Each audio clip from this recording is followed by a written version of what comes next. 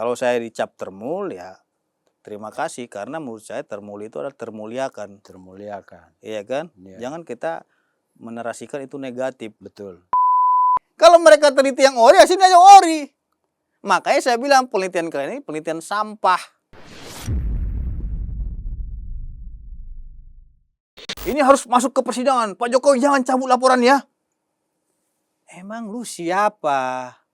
Perintahin Pak Jokowi. Pak Jokowi kalau dia terima lu tantang gitu ya silahkan. Kan beliau seperti itu. Iya.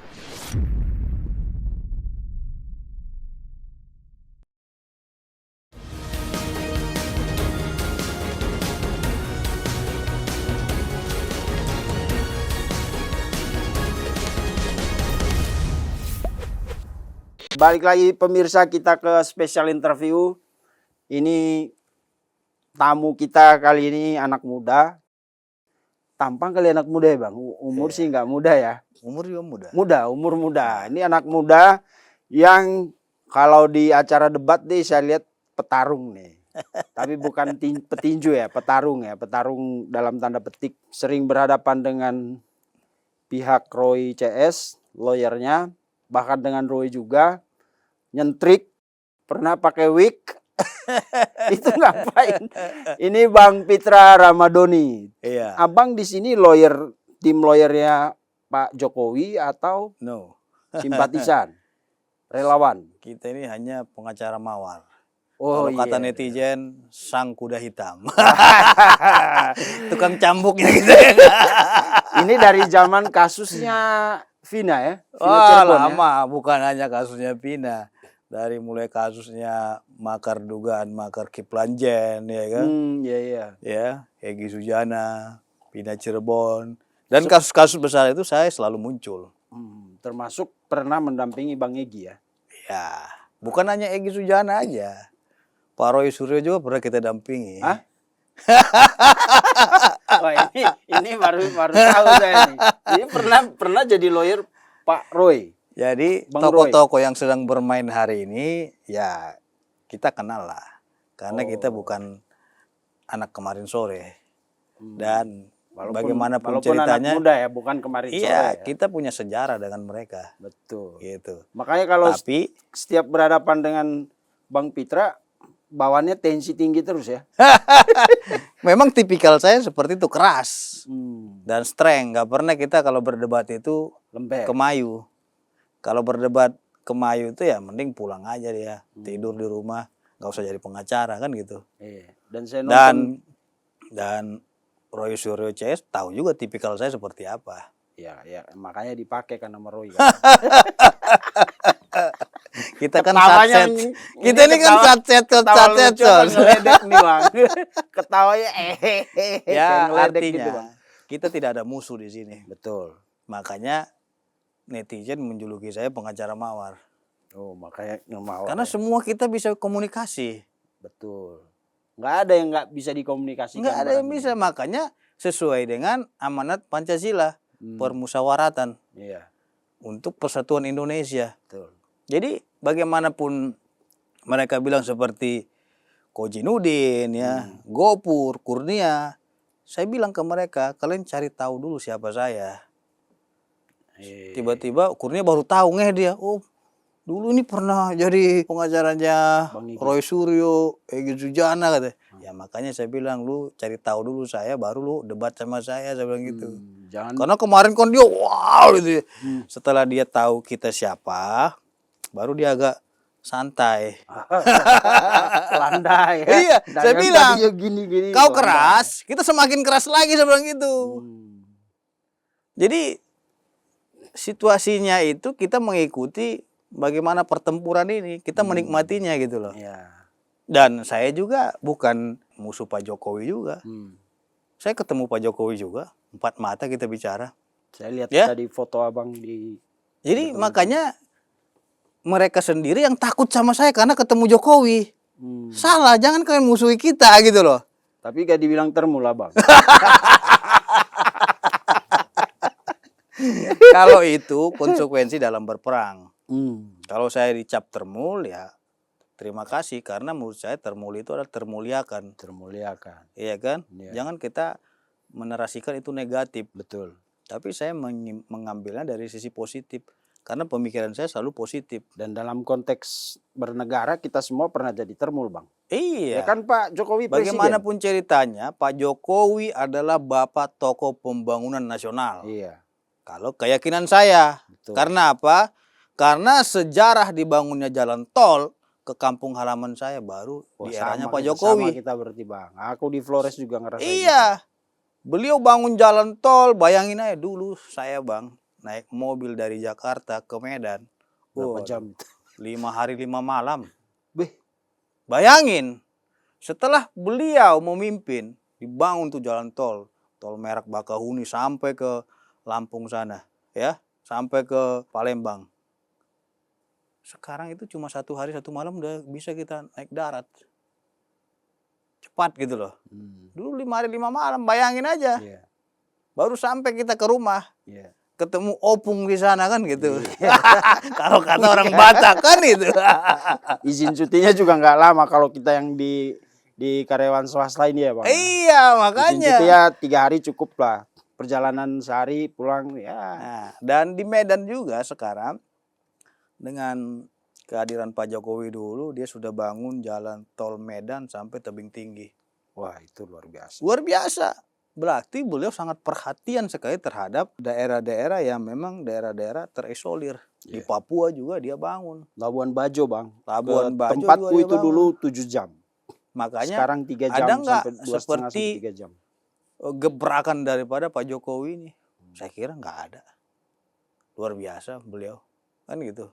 Makanya kemarin saya ke Solo memberikan penghargaan kepada beliau karena jasa-jasa beliau yang luar biasa. Ya. Cuma kita yang memberikan penghargaan kepada beliau atas jasa-jasanya. Yang lain saya lihat belum ada. Kita pertama kalinya itu. Jasa-jasa Bapak saya hormati, saya akui luar biasa. Bukan saya artinya saya dicap penjilat, tidak sebenarnya itu kan. Kalau saya nggak suka sama Bapak, saya kasih tahu. Kebijakan Bapak dulu saya kritik terus. Itulah nama negara demokrasi. Ya. Tapi kalau saya bilang bagus, saya bilang bagus. Tapi kalau saya bilang nggak bagus, saya bilang nggak bagus. Akan saya sampaikan perbincangan saya dengan Pak Jokowi 4 mata itu cuma di cumi-cumi.com. Oke. Kapan kesananya, Bang? Baru 1 minggu yang lalu. 1 minggu lalu. Saya lihat fotonya tadi. Menarik sekali, kayak intim banget obrolannya. Karena cuma bertiga di situ ya. Bertiga. Kita Sama makan Pak juga Sarip. di situ. Ya adalah beliau, ya kan. Karena Pak Jokowi kan nggak megang handphone. Dan itu ruangannya kayak ruangan istimewa lah. Iya. Luar biasa. Ya ruangan kan? khusus itu gue lihat. Karena kata dia, Soalnya eksklusif banget. karena Pak Jokowi itu taunya saya bukan Pitra Ramadhani. Pitra apa? Hah? Mawar katanya. Mawarnya mana Mas? Kata dia gitu ya. Oh, lupa diselipin yang kemarin. Iya kan? Kalau saya kan manggil beliau abang. Ini pertama kali ketemu Pak Jokowi, maksudnya obrol intim gitu. Iya. Gimana kesannya, Bang? Dan saya memang kemarin itu bukan apa. Saya ngetes, cek ombak namanya. Karena kan kita ini nggak ada megang kuasa dari ROI, kita nggak pegang kuasa dari RRT, kita nggak ada kuasa dari EGCS, kita juga bukan kuasanya Pak Jokowi. Tapi orang kaget, kenapa dia bukan kuasanya siapa-siapa, tapi selalu dimunculin sama TV gitu. Orang kan bertanya-tanya itu terus. Iya. Jadi kemarin saya coba, dan benar nggak kata orang nih Pak Jokowi seperti ini. Sekaligus saya mau konfirmasi, ada isu katanya Pak Jokowi ada deal-dealan dengan Egy DHL. Saya ingin pastikan itu. Karena gimana ceritanya orang kalau seumpamanya dituduhan itu ada deal-dealan padahal Pak Jokowi adalah korban. Saya kemarin berdua itu sama asisten saya ya, Ramadhani Rahman namanya situ. Terus ternyata kehadiran saya itu udah tahu. Solo kan gitu. Wah, kita dilayani dengan baik. Ya kan? Sampai wakil menterinya nunggu di situ. Ada yang sowan kan gitu. Oh, pas lagi ada orang ke sana tamunya Pak Jokowi lah. Tamu kan gitu. Jadi saya dipersilakan masuk di sana, kita dijamu dengan baik. Ya lama juga kita ngobrol di sana situ. Apa itu obrolannya? Yang pertama, tentunya saya sebelum membahas yang lain, saya memberikan piagam penghargaan kepada beliau. Atas nama? Atas nama Perkumpulan Praktisi Hukum dan Ahli Hukum Indonesia. Karena kan saya presidennya. Presiden Perkumpulan Praktisi Hukum se-Indonesia. Jadi atas jasa-jasa beliau yang telah memajukan Polri, penegakan hukum, ya, kejaksaan, dan Mahkamah Agung Republik Indonesia, di mana di zaman beliau itu nggak pandang bulu. Siapapun yang terlibat korupsi, baik itu menteri, libas. Terbukti, bos. Tapi kalau memang ada seorang presiden, tidak ada kita lihat yang dilibas kasus korupsi, berarti tanda tanya nih. Emang ada, Bang? Hah? Emang ada? Ya, maksud saya itu kalau seumpamanya ada seorang presiden, ya kan, tapi dia lindungi itu menteri-menterinya, wakil menterinya, pejabatnya, berarti kan tanda tanya. Kenapa nggak ada yang kesentuh? Di zaman Pak Jokowi nggak ada seperti itu, bos. Mau menteri apapun tangkap. Dan kayak itu yang diikutin Prabowo sekarang ya. Oh iya, itu baru jempol. Artinya dia tidak membackingi ataupun melindungi, sekalipun itu adalah kabinet dia. Berarti kalau sekarang misalnya kemarin ada di kasus Nadiem, Tom Lembong, terus Ya. Menak Yakut, yang menyeret-nyeret nama Pak Jokowi gimana itu? Itu merupakan fitnah terhadap Pak Jokowi. Iya. Apalagi yang di Menak. Karena begini ya, seorang kepala negara dan seorang menteri itu sudah dua hal yang berbeda. Ya, masa seorang kepala negara mengurusi masalah, contohnya haji, kan sudah ada kepalanya di situ, yaitu menterinya, kan gitu. Seperti kasus Tom Lembong, masalah perdagangan ataupun impor gula. Sereceh itu Pak Jokowi mau ngurus itu, saya kira pengadaan Chrome. nggak masuk akal, ya kan? Pengadaan itu kan dia yang pesan, dia yang minta, dia yang mendesain, dia yang rancang segala macam.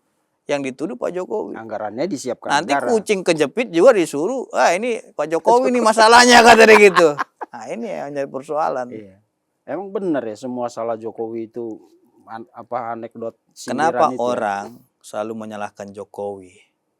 Karena Jokowi ini lahir dari rakyat kecil.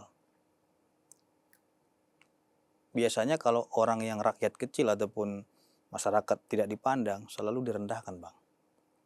Karena saya pernah merasakan itu ketika saya lagi susah. Setan pun tidak kenal sama kita, jangankan keluarga. Itu yang dirasakan Pak Jokowi bertahun-tahun. Bayangin, dari seorang tukang kayu, mereka hina-hina lagi tukang kayu katanya. Kenapa rupanya kalau tukang kayu? Emang lu lebih mulia dari dia? Hah? Enggak juga, semua kita ini setara manusia di hadapan Allah Subhanahu wa Ta'ala.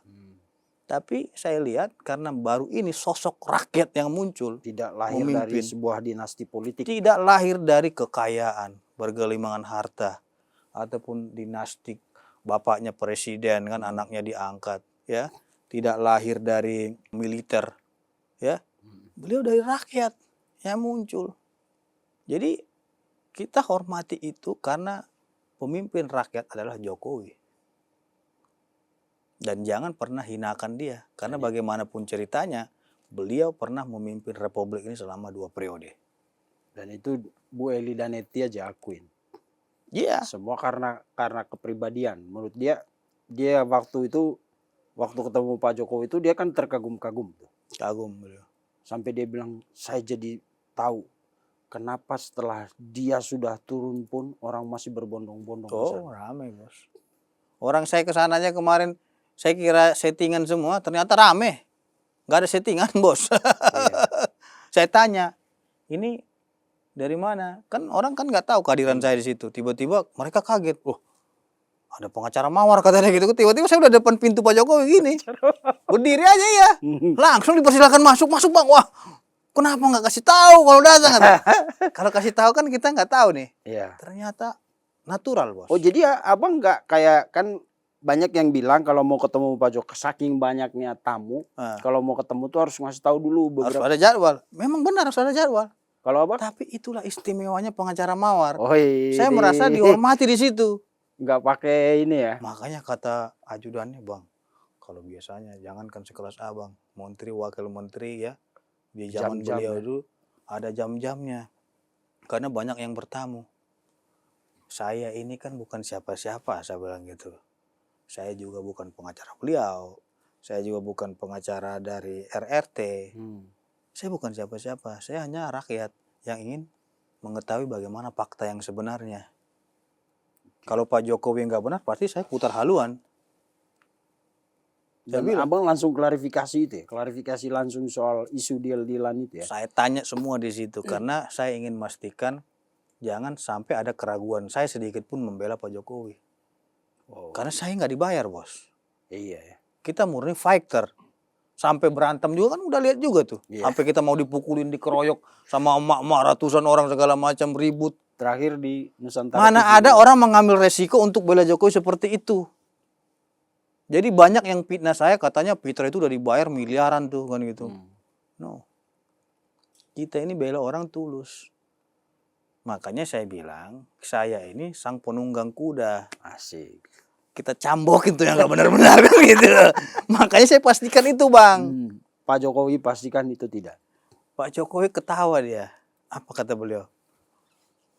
Gimana Mas Fitra saya mau ada deal-dealan dengan para terlapor. Sedangkan saya korban. Ya Semesti, logika ya. iya, Logik ya. semestinya terlaporlah yang menginginkan apa, gimana Iya, kalau bantuan. kan Tuh. bisa aja kan kalau perdamaian itu bisa lu bayar gua gitu. Iya. Kerugiannya Tapi imaterial Pak segini. Jokowi nggak ada meminta syarat apapun. Iya. Di situ saya lihat sosok kenegarawanan Jokowi. Begitu pahitnya serangan-serangan terhadap dia dari 2021 kasus ijazah ini. Tapi beliau tidak pernah balas itu. Kenapa Bapak sampai melaporkan? Kan gitu. Dan saya juga mengalami perkara yang paling lama Pak dalam saya tangani, paling viral. Ya kasus Bapak ini sebang itu. Bayangin aja bertahun-tahun 2021 sampai 5 tahun. 2026. 2026. Nggak kelar-kelar. Sudah 6 tahun. Nggak kelar-kelar. Beliau hanya ketawa saja, tersenyum gitu loh. Di situ saya salut sama beliau. Bapak nggak pusing, nggak stres. Dia cuma khawatir katanya keluarga. Kalau saya sih Mas udah langganan tiap hari dihujat. Itu saya lihat kelembutan hatinya. Dihina, direndahkan. Ya, bahkan dibilang yang enggak. Dituduh yang macam-macam kan gitu. Tapi saya juga kan punya keluarga, kata beliau. Bagaimana kalau dilihat nanti cucu, kan gitu. Dilihat anak-anak, ya kan. Dilihat saudara-saudara.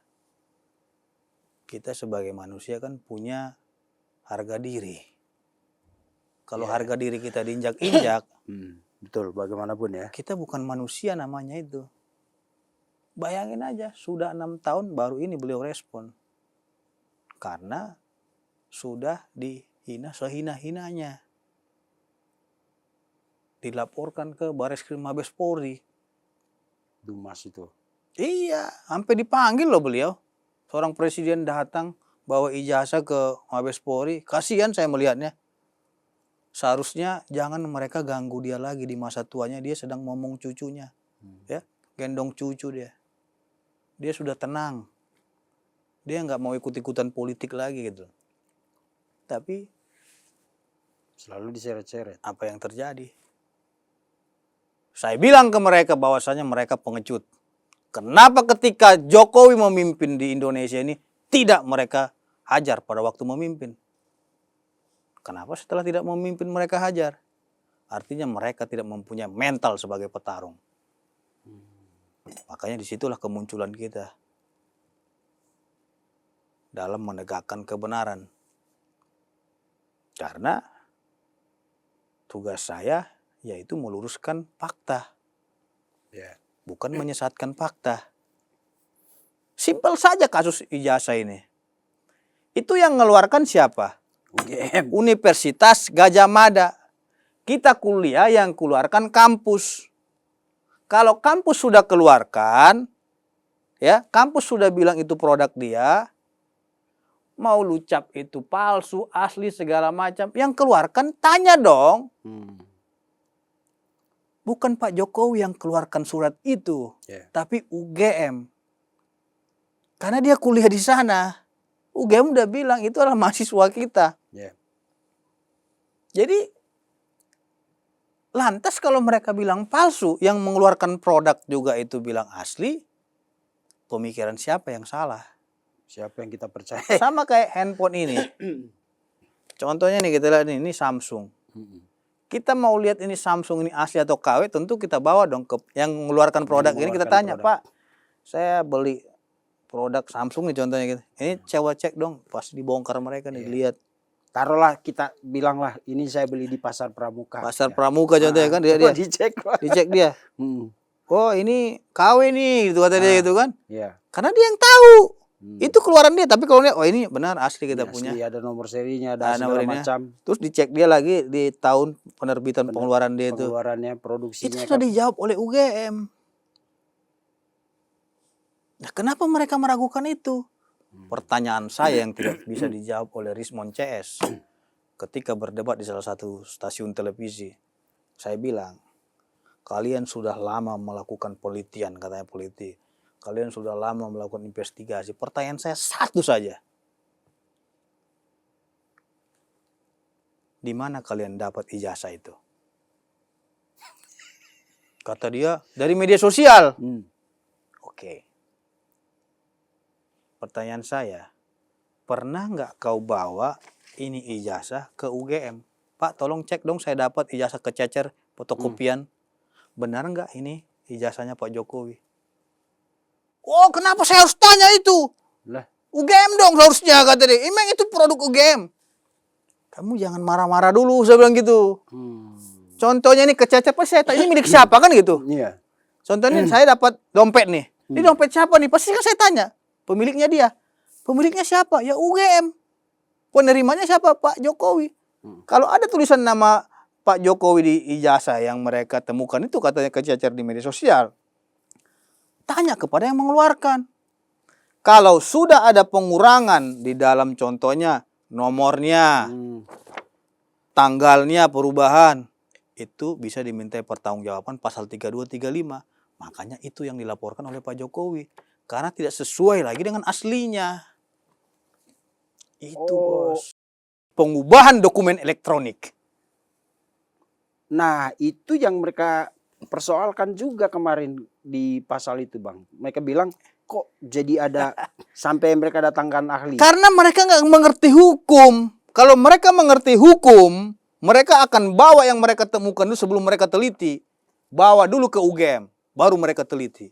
Kalau UGM bilang, oh ini nggak benar karena nomornya hilang nih. Ada yang dihapus. Nggak boleh pengubahan dokumen otentik itu dihapus ataupun dirubah. Dan itu itu pemalsuan. Siapa yang buat? Mereka bilang beredar di media sosial. Berarti kan ini nggak bisa dipertanggungjawabkan yang tersebar ini. Masa kita meneliti fotokopi sedangkan aslinya tidak kita benar lihat. Sedangkan oke lah mereka meneliti fotokopi, oke kita ikuti cara berpikir dia. Tapi setidaknya yang dia dapatkan fotokopi ini, dia tanya kepada Pak Jokowi. Kalau Pak Jokowi nggak mau, tanya ke UGM. Betul. Apakah ada pengurangan di dalam fotokopi ijazah yang tersebar tersebut? Kalau ada pengurangan, penghapusan, menambah, mengurangi, berarti ada orang. Pasal 32 dan 35 dimintai pertanggungjawaban pidana 12 tahun penjara. Karena tidak sesuai dengan dokumen asli. Berarti itu namanya manipulasi data. Itu yang mereka tolak kemarin. Makanya mereka jadi tersangka karena tidak sesuai dengan aslinya. Oke. Ya kalau dibilang palsu ya palsu karena nggak sesuai asli. Iya. Karena mereka nggak meneliti asli. Kalau mereka meneliti asli pasti aslinya asli. Tapi kalau mereka meneliti yang diubah, yang diedit segala macam, tanda tangan, pasti nggak aslinya juga nggak bener. Terus sekarang mereka bilang embosnya buatan, embos-embosan. Di fotokopi itu tidak bisa dilihat embos. Pasti samar-samar. Iya. Dan mereka bilang embos buat-buatan karena mereka mendapatkan dari orang yang tidak bisa dipertanggungjawabkan. Contohnya nih, nggak usah simpel saja kita. Abang punya KTP. Oke. Terus ada yang edit KTP abang, ya, disebarkanlah di medsos. Abang lahir tahun 1981 contohnya. Terus dibuat di situ lahir, dirubah, diedit 1992. Aslinya 81. Tapi yang tersebar itu 92. Palsu nggak itu? Ya palsu karena tersebar. Aslinya di mana? Di kantong abang. Abang marah. Kenapa dirubah usia saya? Abang laporkan itu pasal 32 mengubah dokumen otentik yang asli. Nah, Itulah yang itulah. dipertanggungjawabkan. Makanya ilmu hukumnya saya tanya, lu sudah bawa nggak yang lu temukan tercecer ini kepada pemiliknya, kepada UGM kalau nggak mau ke rumah Pak Jokowi. Iya. Tanyakan biar disesuaikan dengan aslinya. Hmm. Mereka bilang bukan urusan saya. Lah. Itu pemikiran dari seorang pengacara Mawar sangat sederhana. Iya, Nggak dan perlu saya meneliti iya, ini itu segala macam. Nggak perlu logika saya simpel teliti. banget. Simpel aja. Dan itu hal simpel tapi jadi kesalahan fatalnya Roy dan kawan-kawan ya, Bang. Lain halnya kalau dia udah tanya UGM, UGM bilang, oh iya benar ini yang kita keluarkan. Baru dia teliti. Jempol bos. Lah terus tapi mereka ngotot bahwa itu penelitian ilmiah. Nggak bisa dipidanakan. Perbuatan pidana. Jangan pernah dipelesetkan sebuah penelitian ilmiah kalau memang itu tidak bisa dipertanggungjawabkan secara benar, jujur, dan berkeadilan. Iya. Mereka tidak jujur, mereka dapatkan itu dan konfirmasi itu ke UGM. Kalau mereka jujur, contohnya nih, KTP abang nih, terus dapat di itu. Pasti kan saya cari yang punya KTP-nya, benar nggak lah? Saya tanya, bang saya dapat KTP, mau saya gunakan nih kan gitu. Ini benar nggak? Lihat ini, wah ini udah dirubah nih. Tanggal ini, yang benar gini. Baru saya bisa bilang cap itu palsu atau benar, karena nggak sesuai asli lagi. Iya. Kalau nggak sesuai asli ya palsu. Itu yang saya tanyakan ke Bang Gofur ketika kita wawancara dia di sini. Kenapa? Kan ini foto, Bang. Kenapa nggak datang dulu ke Pak Jokowi? Kan dia yang punya ijazah. Dan itu tidak dilakukan, tapi mereka neliti aja. Dari sama halnya kita membeli handphone ori dan handphone KW. Mereknya sama. Tapi hasilnya KW. Terus mereka teliti yang KW, hasilnya juga KW dong. Ah iya benar. Ya kan? Mereka teliti yang KW, hasilnya KW. Kalau mereka teliti yang ori, hasilnya ori. Makanya saya bilang penelitian kalian ini penelitian sampah.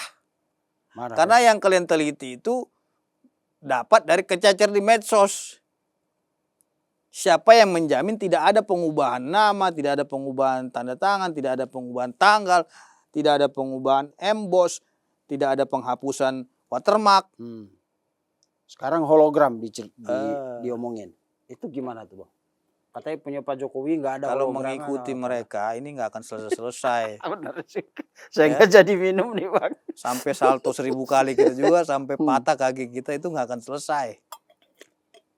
Terus apa tujuan mereka ini? Ini pertanyaan yang selalu diulang-ulang kayak semua orang.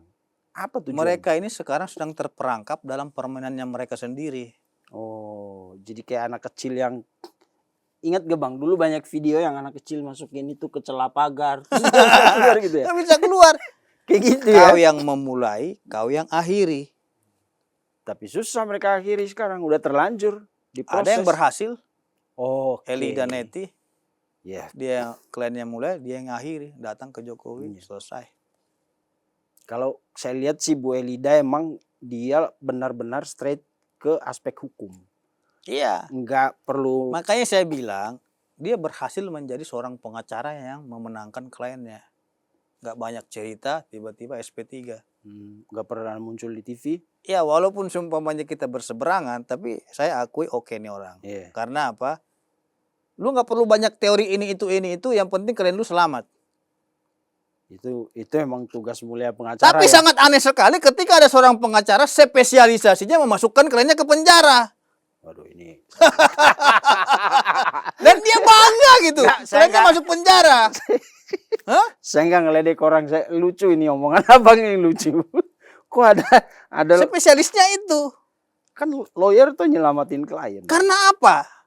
Ketika saya dialog dengan beberapa pengacara mereka, saya bilang, kenapa kalian lebih suka peperangan dibanding kedamaian? Terlepaslah mau kalian bilang palsu atau asli. Kita meniru antara Palestina dan Israel. Semua menginginkan gencatan senjata. Semua menginginkan kedamaian. Karena di dalam pertempuran itu banyak korban.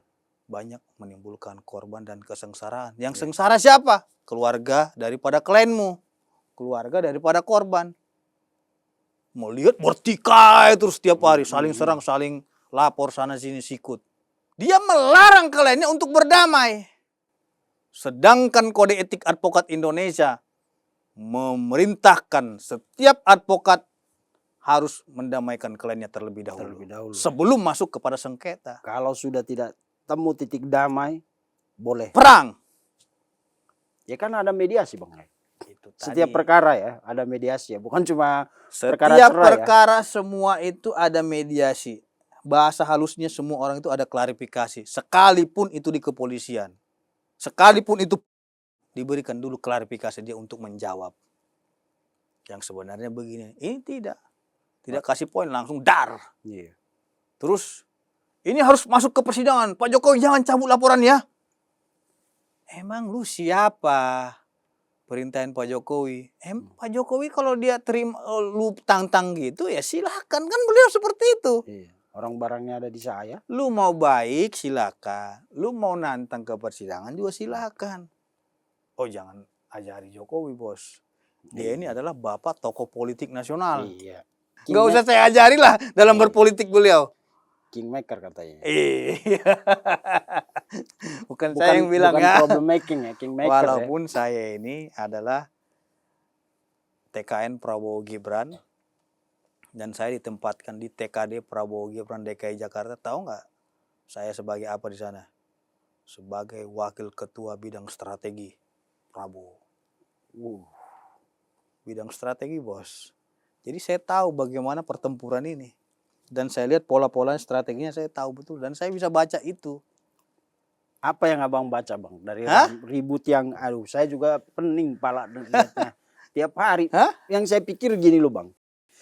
Kenapa mereka lebih intens ke media daripada seperti yang dilakukan Bu Eli? Yes. Ya? Harusnya mereka kan? meniru kan gaya mereka lebih, Elida. Iya kan, mereka lebih banyak bertarung di berdebat di TV yang menurut saya nggak ada pengaruhnya. Nggak ada pengaruhnya. Justru itu memantik api yang lebih berkobar. Oke lah, misalnya itu jadi pendidikan politik nggak apa-apa. Sekarang begini, mereka pantik itu korek, terus setelah apinya berkobar, mereka pada kabur semua. Setelah kliennya ditangkap. Gimana coba? Mana ada orang yang ditahan itu mau dia ikut masuk juga, mana ada. Ya. Yang saya ini kan praktisi hukum. Yang ditahan tetap kliennya. Dia yang terkenal, dia yang ribut sana sini, kliennya yang nyusep, pius gitu. Kasihan gitu loh. Makanya seorang pengacara juga diharapkan mampu untuk menembus batas pemikiran kliennya. Iya. Karena pengacara yang mengetahui bagaimana yang terbaik untuk kliennya. Iya, saya jadi paham bang. Aneh memang ya.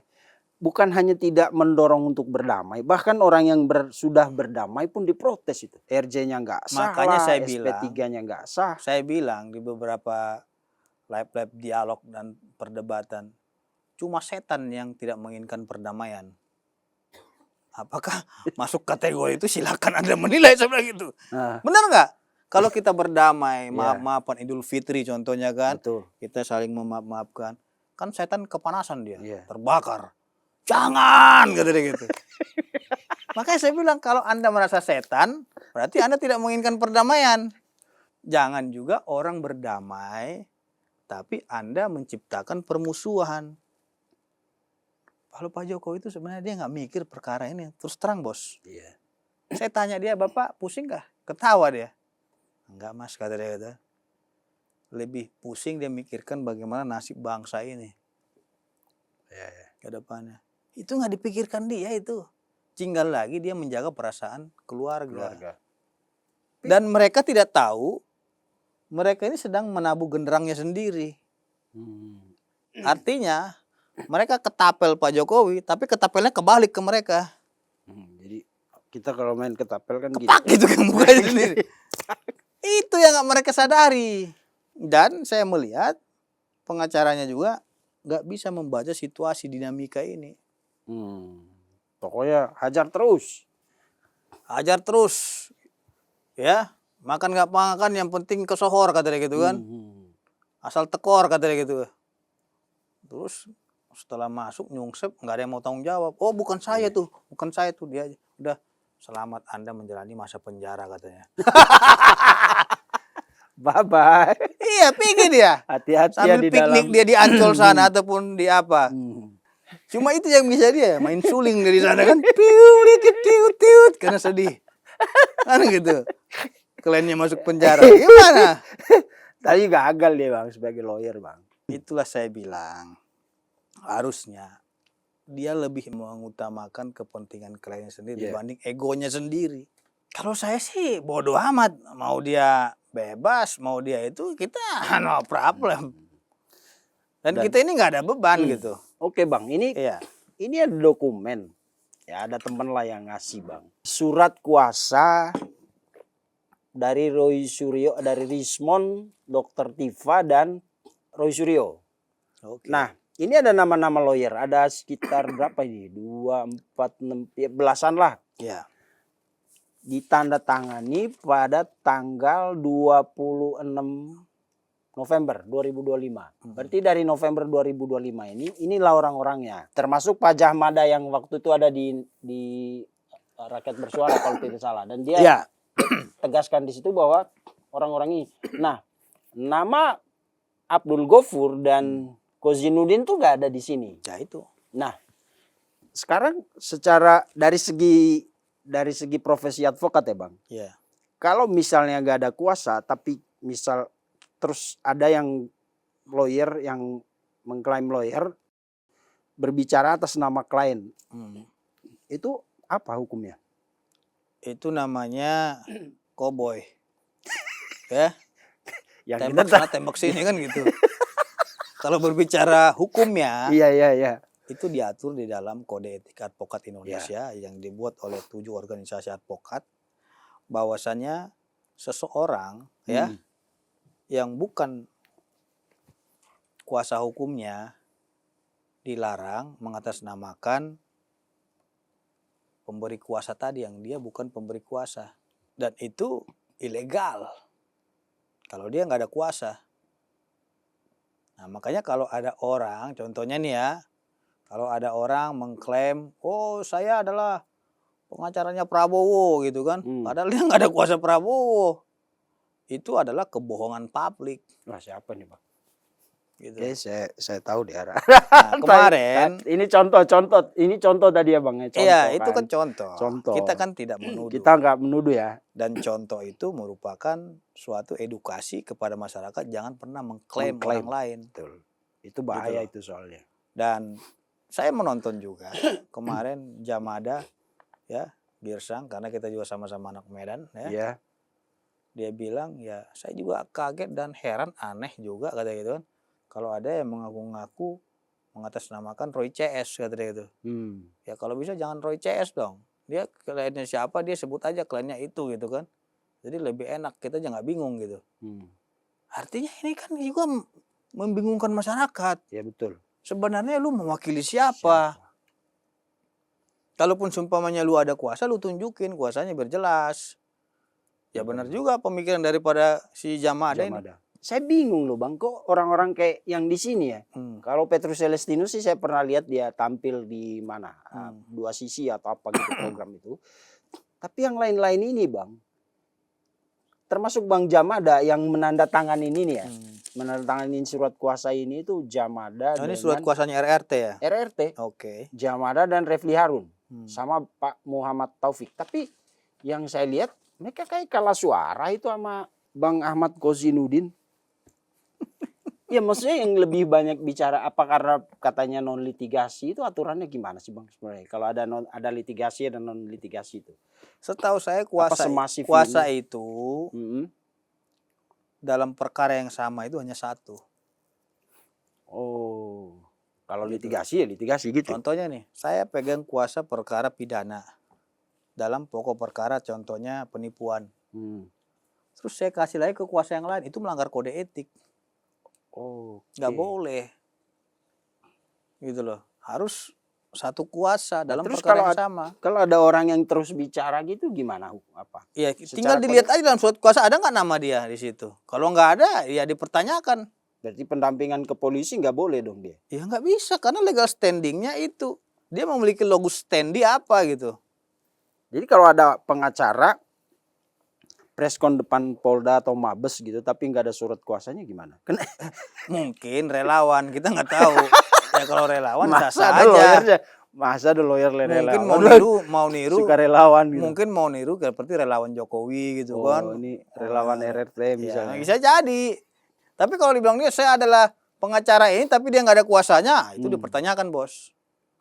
Dan serius. Ya wajar saja Jamada kemarin ada merasa aneh kata dan janggal gitu. Iya. Ini kenapa begini kata. Ya wajar dia ngomong seperti itu. Dan jadi nggak terarah ya. Sebenarnya Saya nggak tahu saya salah apa enggak ya. Karena kan mestinya pertarungannya di pasal-pasal itu. itu dan sudah lain-lain. pernah dibisikin Jamada kepada saya. Dia ngomong ke saya bisikin. Tapi saya nggak perlu sampaikan apa pembisikan dengan dia dengan saya gitu. Dan semakin kacau lagi setelah Kayaknya Bang. dia merasa ada apa nggak serak gitu. Agak aneh aja ini ya. Dia nggak serak katanya. Bang ini jangan samakan ya katanya gitu kan. Nggak mau disamain juga sama kayak Bang Egi kali ya. Iya jangan samakan ya katanya. Bang Egi kan sempat bilang. Maksudnya tuh, saya artikan nggak mau- aja katanya sambil dia gini ke saya main mata. Uish. Jangan samakan nih Bang. Iya iya kan. Beda kita gitu Makanya ya. saya bilang saya paham. Hmm. Kondisi kalian saya paham. Dan saya juga nggak berhak untuk menghakimi kalian. Silahkan kalian bertempur. Dan Pak Jokowi tunggu pertempuran ini saya bilang gitu. Dan saya sampaikan pesan Pak Jokowi kepada kalian. Pak Jokowi tidak pernah takut dan gentar terhadap kalian saya bilang. Merinding juga dia dengannya bos. Lah iya bos. Karena kan kata mereka itu Pak Jokowi sekarang lagi ketakutan gitu Iya. kan. Pak Jokowi sekarang lagi gemetar karena ada SP3 itu minta restoratif justice. Pak Jokowi tidak pernah meminta restoratif justice. Yang mengajukan adalah kuasa hukum daripada Pak Egi ataupun DHL. Mereka bersurat ke Polda. Ya. Itu kalau Bu Eli akuin. Lah iya, berarti dia gentleman. Iya. Ngomong apa adanya. Dan itu gak haram loh Bang. Iya nggak haram karena dia itu- ngomong kebenaran. Dan itu di fasilitas hukumnya ada kan? Ada. Nggak dosa. Sekarang yang digoreng-goreng itu, oh ini adalah arahan Solo kata. Arahan Solo sampai Gimana? kuhap Solo. Kuhap Solo kata. Apaan? Mana ada Kuhap Solo? Nanti lama-lama orang Solo marah. Demo pula orang Solo. Siapa sih yang sebut-sebut Solo kata Solo gitu. siapa? Solo yang mana Iya ini? Solo gitu. yang mana? Gitu loh. Makanya saya bilang harusnya mereka ini bukan melebar ataupun menebar jaring di mana-mana. Iya. Fokuslah pada kasus ini. Kalau saya sebagai pengacaranya, tentu saya akan fokus persiapan kepada persidangan yang akan datang. Betul. Jadi kalau dibilang dia, Pak Jokowi jangan cabut laporanmu ya, kita nggak mau berdamai. Siapa lu? Hah? Pak Jokowi aja nggak kenal lu. Iya kan kalau ditanya, dia kenal saya nggak kenal. Kalau ditanya, kenal nggak dengan pengacara Mawar? Dia kenalnya Mawar. Bukan Fitra Nasution gitu kan. Kenalnya pengacara Mawar ya. Dia kenalnya Mawar gitu kan. Si Mawar. Karena apa kata gak dia, Mawar? ini sebenarnya eksklusif juga nih buat Aiman kan. Saya sering nonton di acara yang waktu Pak Fitra bawa borgol katanya. Lucu katanya gitu ya. Dia sebenarnya nggak stres, lucu dengan adanya saya katanya.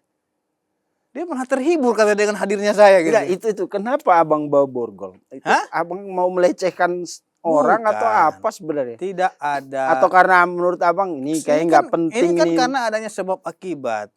Ya. Tidak ada asap kalau tidak ada api. Pertama yang bawa teatrikal siapa? Bawa wayang, bawa baju, Panjang, dan pendek. lain-lain. Panjang, pendek. Panjang pendek. Wajar dong saya Tapi juga bikin emang teatrikal. hiburan bener itu Bang. Iya kan? Iya. Udah berkali-kali kita pakai drama-drama. Oke. Simpel saja. Saya bawa simbol hukum. Bawa borgol ke sana. Kecereng itu kan. Wah, panik mereka semua. Ini mau intimidasi kita. Ini dia mau jangan kata itu. Saya bilang lah. Saya belum ngomong gitu. Baru nunjuk borgol. Tutup itu. Kayak panik kali gitu Saya loh. juga bukan polisi mau nangkap Iya. kalian ya. Terus Anda nggak boleh, Anda menakut-nakuti kami katanya. Lah, lihat Mereka trauma kayaknya itu kan gitu. Ada lihat borgol takut ya. Aiman aja ketawa-ketawa dia. Orang ketawa kok mereka yang panik. Terus saya bilang, emang ada masalah dengan borgol ini? Kalau ada saya kantongin lagi sama itu. Tutup itu, tutup katanya. Saya tutup lagi. Waduh, Pak Jokowi ketawa. Lucu ini Bang. Kalau kata Pak Jokowi, waduh, gua tonton berkali-kali. Mas Fitra katanya. Lucu kata dia. Lucu sih, lucu. Mereka Lucu. takut juga lihat borgol. Jadi jangan mereka bilang Pak Jokowi panik, justru dia ketawa-ketawa dia. Yang Orang kalian ribut di situ, dia ketawa-ketawa sambil ngopi dia di sana. Ya nggak ada ini bos gitu kan. Jadi jangan kalian bilang, wah sekarang ini Solo lagi panik, ketakutan. Dia minta restoratif justice, dia sekarang lagi gemetar katanya. Disampaikan ke saya dia menikmati pertempuran kalian ini. Bahkan ada satu katanya yang mau Itu saya bantai itu karena mereka bilang Pak Jokowi sedang ketakutan sekarang. mau menawarkan diri jadi perawat Pak Jokowi. 1000 dari dia itu banyak yang mengajukan diri untuk menjadi perawat Pak Jokowi tapi tidak masuk dalam kategori levelnya Pak Jokowi. Ya. Nggak masuk level. Kategorinya aja belum kena kan. Karena terlalu mulutnya terlalu rewel. Gitu loh. Pak Jokowi nggak suka orang-orang yang mulut ember gitu. Dia orangnya santun, sopan. Dia orangnya seperti senang. Bicara apa adanya. Apalagi saya kan orangnya belak-belakan juga. Ngomong ke beliau itu apa adanya saya sampaikan. Dia lebih senang orang seperti itu. Tapi daripada ngomong manis di depan, di belakang menusuk. Jadi setelah Abang ke Solo tuh banyak yang nelpon Abang ya? Wah, bukan banyak lagi. Bukan hanya dari mereka. Banyak juga yang pengen ketemu sama Pak Jokowi. Bawa dong saya ke sana. Saya kan harus seleksi orangnya. Yang layak ketemu beliau. Kan gitu. Ataukah cuma asas manfaat aja kan gitu. Kita nggak mau menjerumuskan orang. Kalau memang saya lihat ini tujuannya nggak baik, ngapain saya bawa orang? Nanti saya dinilai juga nggak baik. Makanya saya itu kalau ketemu beliau selalu sendiri, Bang. Dan saya nggak pernah bawa orang. Tipe pengacara Mawar itu fighter. Dari dulu selalu single fighter. Kita nggak pernah bergerombol. Iya, mana-mana saya sendiri. Waktu di Cirebon saya juga dikeroyok ratusan ribu orang. Membela kasus sendiri. Banyak itu rekam jejaknya di situ. Tapi kita nggak pernah takut. Jadi jangan pernah mereka harapkan saya mundur sedikit pun membela Pak Jokowi. Tidak. Karena ada kebenaran yang tersimpan yang harus diperjuangkan di situ. Karena kita lihat ya pengacara Pak Jokowi orangnya slow. Tapi tipikal lawan ini bukan orang slow, orang-orang keras. Betul. Gitu loh, bukan orang-orang yang memang fight mereka. Makanya disitulah hadirnya pengacara Mawar untuk menjadi penyeimbang di tengah-tengah pertempuran ini. Tapi berhasil bikin banyak orang naik tensi ya. Abang melihat sendiri lah. Setiap saya berada pasti pengen ada yang mukul saya gitu. Pukul aja nih orang gitu. Orang kita kasih kok. Dia mau pukul mana? Kita kasih mau pukul mana? Kiri atau kanan? Mikir juga dia. Wah kau ini karena orangnya polisi kata dia gitu. Kenapa kau tuduh ke polisi? Polisi nggak salah bos. Karena kau sering-sering bela polisi katanya. Ya saya bela kebenaran. Gitu. Itu selalu dituduh saya itu. Nggak boleh juga bela polisi ya? Nggak boleh. Maunya bela mereka baru top. Langsung ini dia salto kan. Sekarang bela Pak Jokowi nggak boleh juga. Nggak boleh. Jadi aneh juga. Apa sih maunya gitu ya? Maunya mereka itu kita cium tangan. Mereka suruh kita jalan.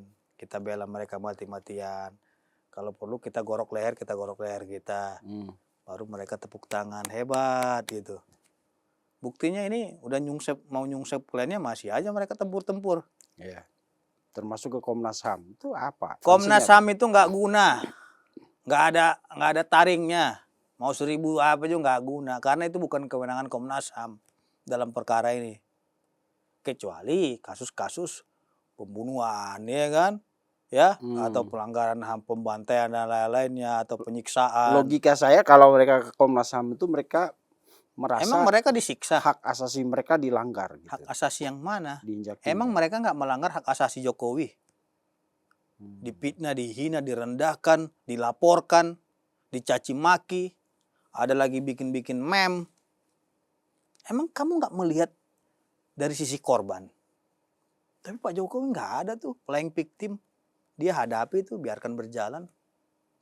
Ya. Kenapa mereka yang jadi korban kalau gitu ya? Kan mereka udah bilang kami ini dikriminalisasi katanya.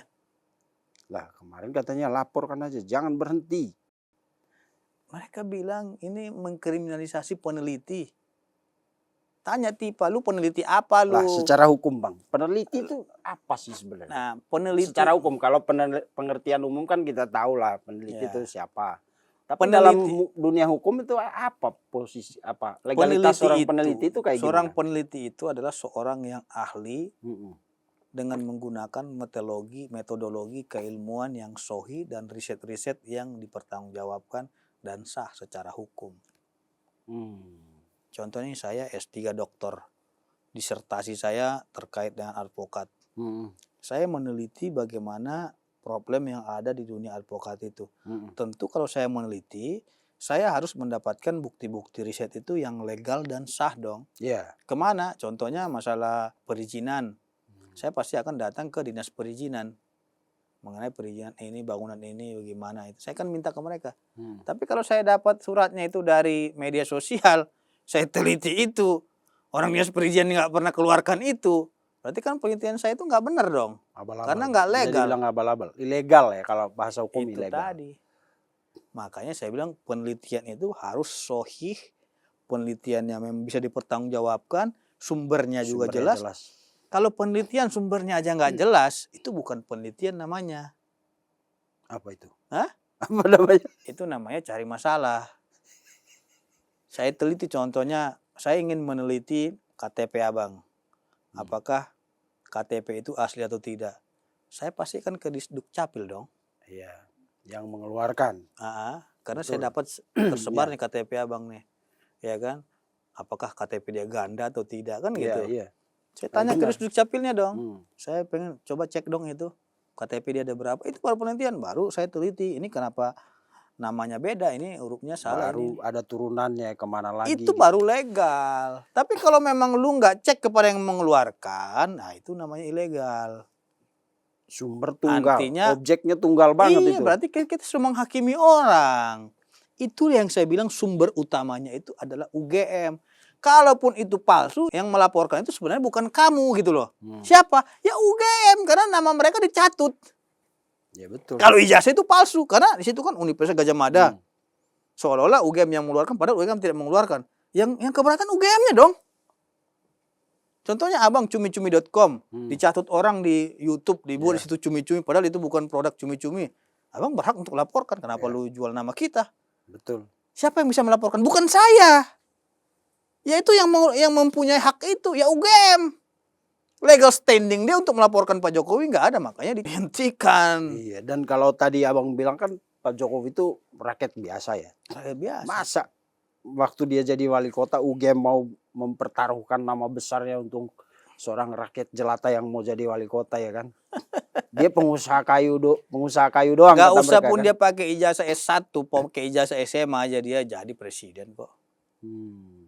Urgensinya juga saya bilang nggak ada. Nggak usah dia pakai lah contohnya, nggak usah pakai nih ijazah S1-nya. Pakai SMA aja. Jadi. Karena orang nggak lihat ijazahnya. Yang milih kayaknya waktu itu nggak lihat ijazahnya ya. Bukan mereka yang milih Pak Jokowi, tapi rakyat Indonesia yang milih dia. 61%. Yang boleh mewakili rakyat mengatasnamakan rakyat ya Pak Jokowi.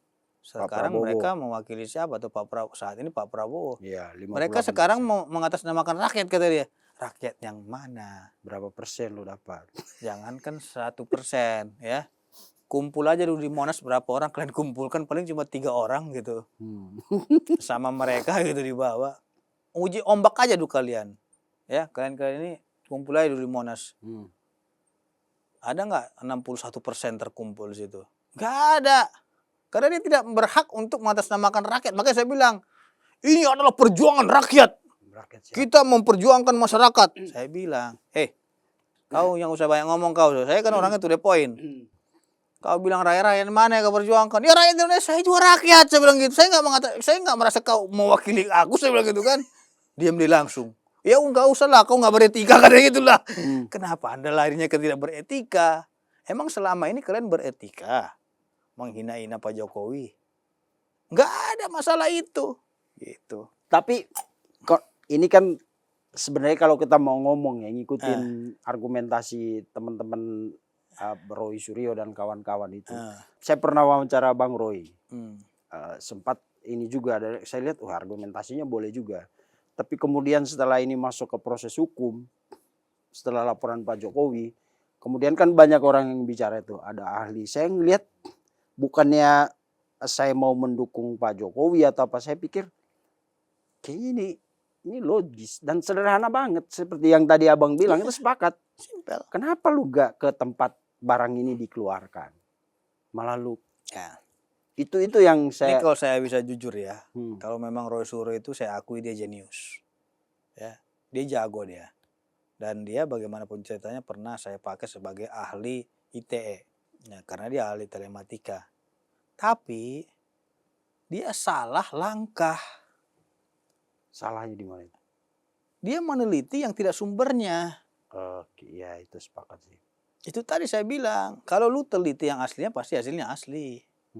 Tapi kalau lu teliti yang dapatkan abal-abal, pasti hasilnya abal-abal juga. Iya, berarti fix Makanya ya. saya bilang tanya dong ke UGM. Yang kalian dapatkan itu udah bawa nggak ke UGM? Colong cek dulu dong. Gitu dong seharusnya. Seperti saya dapat KTP kececer. Iya. Saya bawa ke Disduk Capil dong. Colong cek Betul. dulu benar nggak ini atau dipalsuin orang kan gitu. Pasti lihat di Disduk Capil, oh nggak benar bang, Oke. salah ini. Ataupun namanya berubah, diubah nih. Ya udah nggak Sorry. benar, udah palsu kalau udah diubah namanya. Iya, saya mau pertegas satu hal aja Bang, karena yang kita ngomong tadi sebenarnya obrolan kita tentang gimana sih proses. Tapi satu hal yang saya mau pertegas itu, berarti yang ijazah yang mereka teliti itu sebenarnya ada beberapa elemen yang udah dirubah gitu ya, termasuk nomor. Ijazah yang misalnya. mereka teliti itu tidak sama dengan aslinya, intinya itu. Makanya kena pasal 32 dan 35. Unsur pasal 32 itu setiap orang dengan sengaja dan tanpa hak melakukan perbuatan yang menambah, mengurangi, ya, merekayasa, ya, sehingga tidak sesuai dengan dokumen aslinya, ya, milik pribadi orang lain ataupun publik. Kategorinya adalah pengubahan dokumen elektronik. Ancaman pidananya 9 tahun dan paling tinggi 12 tahun. Di pasal 35-nya setiap orang dengan sengaja dan tanpa hak ya melakukan perbuatan memanipulasi yang seolah-olah itu asli padahal itu tidak sama dengan aslinya, dikategorikan sebagai manipulasi data. Makanya saya bilang, sebelum lu menyimpulkan, lu seharusnya bawa dulu kepada, nah di sini kan ada tulisan UGM. UGM-nya dong. Contohnya nih, Bang, ini abang contoh UGM. Saya mendapatkan ini jatuh di jalan. Tolong cek dulu benar nggak ini namanya Pak Jokowi dan ini dikeluarkan UGM. Terus abang lihat, abang sesuaikan dengan yang ada di UGM. Oh ini udah nggak sesuai lagi. Oh bahaya dong berarti kan gitu. Gimana yang sesuainya? Nomornya sudah salah. Nomornya bukan nomor itu. Terus hurufnya juga berbeda, penulisannya ininya juga salah. Aslinya sebenarnya seperti ini. Itulah namanya manipulasi data jatuhnya. Itu kecelakaan besar. Kecelakaan. Dan itu yang selalu mereka gaung-gaungkan. Makanya saya bilang. Bentuk hurufnya. Apa? Orang pintar, tapi tidak pintar-pintar amat. Gitu loh. Orang bodoh tapi pintar. Kenapa? Contohnya, saya orang bodoh. Karena kebodohan saya itu saya pakai untuk mempertanyakan ini. Iya. Sehingga saya diterangi dengan kepintaran dan keilmuan. Pasti abang jawab. Oh iya benar. Ya ini seperti ini. Ini udah kita cek benar ini. Baru saya teliti dong. Kenapa ini nggak ada nih? Saya tanya lagi. Ini kenapa nggak ada emboss contohnya? Ini kenapa nggak ada watermark? Habis abang saya buat. Benar nggak? Iya. Tapi kalau memang saya nggak tanya ke abang, langsung saya simpulkan. Padahal abang belum tabayun ke UGM ini benar yang berceceran itu. Berarti saya yang bodoh.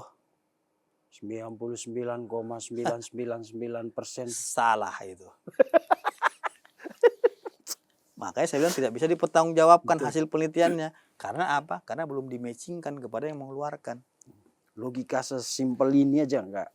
Sederhana. Saya bilang. Mereka kan panjang itu penelitian, emboss apa segala macam watermark. Saya nggak perlu itu. Saya kesampingkan dulu. Kalian dapatkan dari mana? Dari UGM kah atau dari Pak Jokowi? Enggak. Kami dapat dari media sosial. Oke, berarti kan ada orang yang sebar dan lain-lain.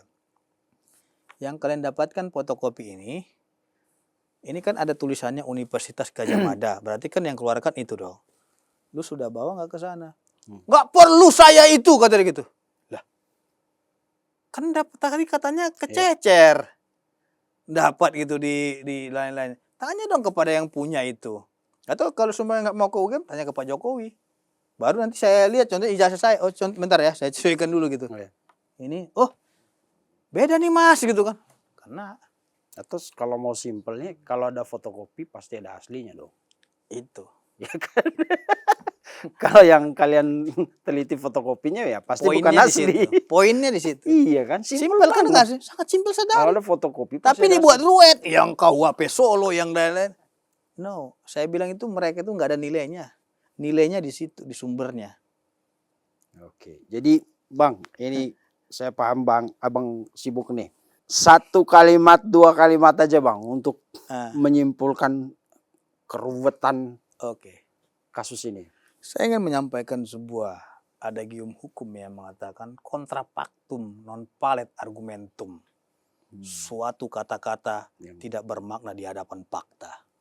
Artinya jangan Anda berbicara kata-kata tapi Anda tidak bisa membuktikan fakta yang sebenarnya. Begitulah pemirsa, obrolan saya ini memang seru. Kalau beliau ada acara, saya pingin bikin episode ini jadi 3 episode.